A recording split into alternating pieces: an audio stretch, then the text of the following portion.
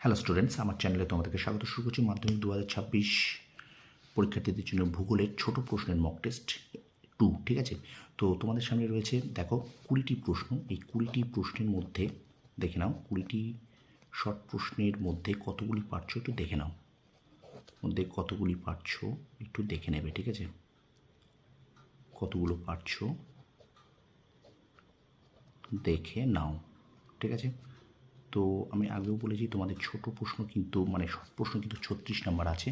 তো সেখানে কিন্তু 36-এ 36 পেতে হবে। তো 36-এর মধ্যে যারা 36 পাবে তারা কিন্তু ভূগোলে 90-এর উপরে নাম্বার পাবে। বছরের শুরুতেই বলে আসছি ছোট প্রশ্নের উপর জোর দাও। তো 36টা নম্বর শর্ট প্রশ্ন তোমাদের আছে, এমসিকিউ, শূন্যস্থান পূরণ, শুদ্ধ অশুদ্ধ, এসকিউ ধরে।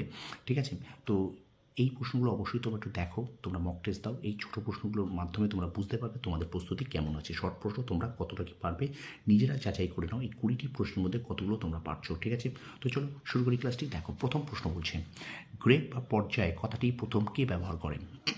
প্রথম প্রশ্ন বলছে গ্রেড বা পর্যায় কথাটি প্রথম কে ব্যবহার করেন, বলো। তা উত্তর হবে গিলবার্ট। উত্তর হবে গিলবার্ট। ঠিক আছে, পরের প্রশ্ন দেখো নদীবাঁকের উত্তল অংশের সঞ্চয়কে কি বলে। নদীবাঁকের উত্তল অংশের সঞ্চয়কে কি বলে, বলো। নদীবাঁকের উত্তল অংশের সঞ্চয়কে কি বলে। উত্তর হবে বিন্দুবার। উত্তর হবে বিন্দুবার। ঠিক আছে, পরের প্রশ্ন কেটলগুলির মাঝের উঁচু স্থানকে কি বলে। কেটলগুলির মাঝের উঁচু স্থানকে কি বলে, বলো। কেটলগুলির মাঝের উঁচু স্থানকে কি বলে। নব। কেটলগুলির মাঝের উঁচু স্থানকে বলে নব। পরের প্রশ্ন গ্রেট গ্রিন ওয়াল কোন মরুভূমিতে তৈরি হয়েছে। গ্রেট গ্রিন ওয়াল কোন মরুভূমিতে তৈরি হয়েছে, বলো। গ্রেট গ্রিন ওয়াল কোন মরুভূমিতে তৈরি হয়েছে। উত্তর এখানে কিন্তু সাহারা মরুভূমি। উত্তর কিন্তু সাহারা মরুভূমি। ঠিক আছে, পরের প্রশ্ন বায়ুপ্রবাহের সমান্তরালে যেসব বালিয়াড়ি গঠিত হয় তাকে কি বলে। বায়ুপ্রবাহের সমান্তরালে যেসব বালিয়াড়ি গঠিত হয় তাকে কি বলে, বলো। বায়ুপ্রবাহের সমান্তরালে যেসব বালিয়াড়ি গঠিত হয় তাকে বলে সিপ। তাকে সিপ বালিয়াড়ি বলে। পরের প্রশ্ন ওজোন গ্যাসের ঘনত্ব কোন এককে পরিমাপ করা হয়। ওজোন গ্যাসের ঘনত্ব কোন এককে পরিমাপ করা হয়। ওজোন গ্যাসের ঘনত্ব কোন এককে পরিমাপ করা হয়, উত্তর বলো। উত্তর কিন্তু হবে ডবসন। ঠিক আছে, উত্তর এখানে ডবসন। স্টুডেন্টস ভিডিওটা অবশ্যই একটু বেশি করে শেয়ার করে দাও, কারণ শর্ট প্রশ্ন কিন্তু প্রত্যেকেরই কিন্তু মনে রাখবে যে শর্ট প্রশ্ন কিন্তু ফুল মার্কস পাবে। শর্ট প্রশ্ন যে যত বেশি করে আসতে পারবে সে কিন্তু তত বেশি নাম্বার পাবে। ঠিক আছে, তো প্রত্যেকেই মক টেস্ট যাতে দিতে পারে তোমরা তোমাদের বন্ধুদের কাছে একটু বেশি করে শেয়ার করে দাও। ওকে, প্রত্যেকে শেয়ার করে দাও। আর এই 20টার মধ্যে কতগুলো পারছো তোমরা অবশ্যই কিন্তু কমেন্ট সেকশনে আমাকে কমেন্ট করে জানাবে। ঠিক আছে, তো তাহলে নিজেরাও একটু যাচাই করতে পারবে তোমার শর্ট প্রশ্ন প্রিপারেশন কেমন আছে। ঠিক আছে, চলো আমরা ভিডিওটা কন্টিনিউ করি। দেখো 7 নম্বর বায়ুমণ্ডলের শীতলতম স্তরের নাম কি।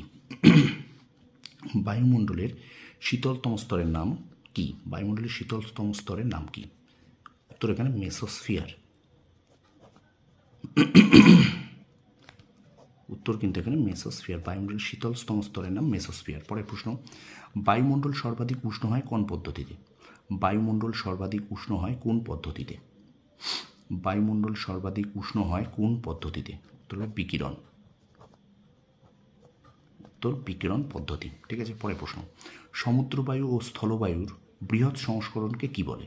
সমুদ্রবায়ু ও স্থলবায়ুর বৃহৎ সংস্করণকে কি বলে। সমুদ্রবায়ু ও স্থলবায়ুর বৃহৎ সংস্করণকে কি বলে, বলো। উত্তর কিন্তু এখানে মৌসুমী বায়ু।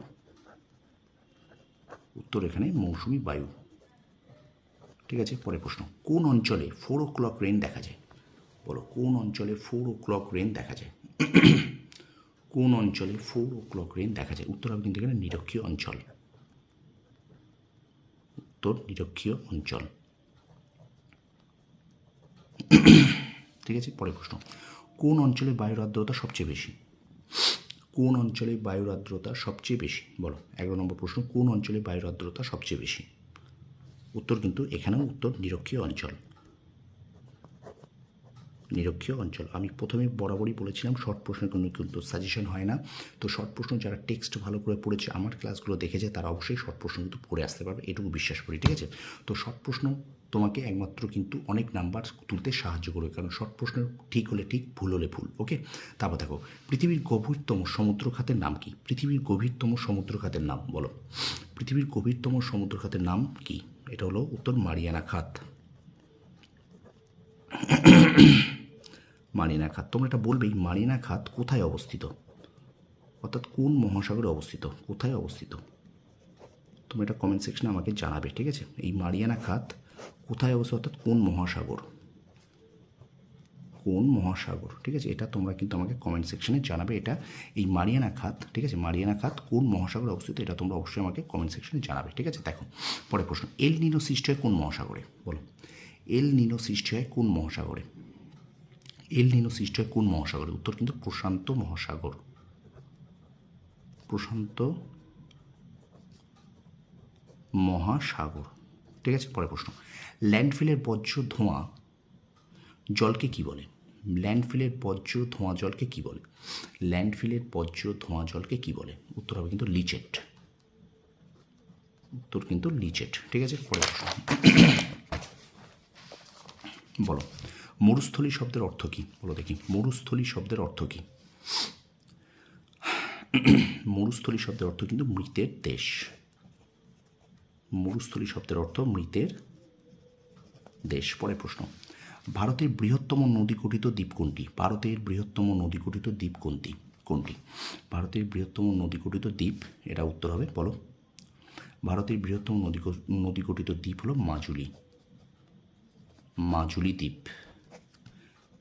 এটা বলবে তোমরা কমেন্ট সেকশনে আমাকে জানাবে কোন নদীর তীরে গড়ে উঠেছে, কোন নদীর তীরে গড়ে উঠেছে, বা কোন নদীতে দেখা যায়, কোন নদীতে দেখা যায়, ঠিক আছে। এই মাজুলি দ্বীপ কোন নদীতে দেখা যায় তোমরা কমেন্ট সেকশনে জানাবে। কি বললাম, মাজুলি দ্বীপ, ভারতের বৃহত্তম নদী দ্বীপ যে মাজুলি দ্বীপ, এটা কোন নদীতে দেখা যায়, ঠিক আছে। পরের প্রশ্ন, ভারতের দীর্ঘতম সেচখালের নাম কি, বলো। ভারতের দীর্ঘতম সেচখালের নাম, ভারতের দীর্ঘতম সেচখালের নাম ইন্দিরা খাল, ইন্দিরা খাল। পরের প্রশ্ন, ভারতের দীর্ঘতম বাঁধের নাম কি, ভারতের দীর্ঘতম বাঁধের নাম, ভারতের দীর্ঘতম বাঁধের নাম হীরাকুদ, হীরাকুদ বাঁধ। পরের প্রশ্ন, ভারতের শীতলতম স্থান কোনটি, ভারতের শীতলতম স্থান কোনটি, ভারতের শীতলতম স্থান কোনটি, বলো। ভারতের শীতলতম স্থান কোনটি, এটা হবে লাদাখের, লাদাখের দ্রাস, ওকে। পরের প্রশ্ন, শেষ প্রশ্ন দেখো, উচ্চ গঙ্গার সমভূমির প্রাচীন পলিমাটিকে কি বলে, উচ্চ গঙ্গার সমভূমির প্রাচীন পলিমাটিকে কি বলে, উচ্চ গঙ্গার সমভূমির প্রাচীন পলিমাটিকে কি বলে, উত্তর হবে ভাঙড়, উত্তর হবে ভাঙড়, ঠিক আছে। তো এই 20টি শর্ট প্রশ্নের মধ্যে তোমাদের কটা হলো, তোমরা কটা পারলে তোমরা অবশ্যই আমাকে কমেন্ট সেকশনে কমেন্ট করে জানাবে যে 20টির মধ্যে তোমরা কতগুলো পারলে, ঠিক আছে। অবশ্যই কিন্তু আমাকে কমেন্ট সেকশনে কমেন্ট করে জানাও, আর অবশ্যই ভিডিওটা একটু বেশি করে শেয়ার করে দাও। আর আমি এই ভিডিওগুলো তোমাদের যেভাবে তোমাদের মক টেস্ট নিচ্ছি, তোমরা অবশ্যই তোমরা বুঝতে পারবে এই মক টেস্টগুলো দিলে তোমরা কিন্তু তোমাদের কনফিডেন্স অনেকটাই পাবে, ঠিক আছে। কারণ শর্ট প্রশ্নের উপরে কিন্তু অনেকটাই নির্ভর করবে নাম্বার, শর্ট প্রশ্ন যে যত বেশি করবে সে কিন্তু তত বেশি নাম্বার পাবে, ঠিক আছে। তো তোমরা এই 20টার মধ্যে কতগুলো শর্ট প্রশ্ন হচ্ছে তোমরা একটু নিজেরাও যাচাই করতে পারবে, ঠিক আছে। আর অবশ্যই ভিডিওটা বেশি করে শেয়ার করে দাও বন্ধুদের মাঝে, আর অবশ্যই কমেন্ট সেকশনে জানাও 20টার মধ্যে তুমি কতগুলো পারলে, ঠিক আছে। তোমরা সফল হও, তোমাদের সাফল্য কামনা করি, ধন্যবাদ।